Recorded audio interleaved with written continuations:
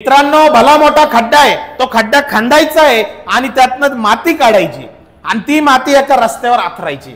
मग त्या मातीचा थर किती मीटर होणार अशा प्रकारचा हा प्रश्न आहे. तर बघा काय करायचं, खड्ड्याचं जी लांबी रुंदी उंची दिले ही 20, 10 आणि 5 यांचा गुणाकार करा. 20 गुणिले 10 गुणिले 5. पोटात रेष ऑलरेडी मी मारली आहे, म्हणजे वरती खड्डा खाली जाडी. जाडी किती आहे? 25 गुणिले 8. बरोबर आहे. मला सोडवा बरं. सर 5 1 5 5 5 25 5 1 5 5 2 10 वरती 2 खाली 8 बे 1 बे बे चौक 8 काय उरलं रे सर? वरती उरलं 20 खाली उरलं 4. 20ला 4ने भागलं 4 5 20 म्हणजेच येणार उत्तर किती मीटर रे?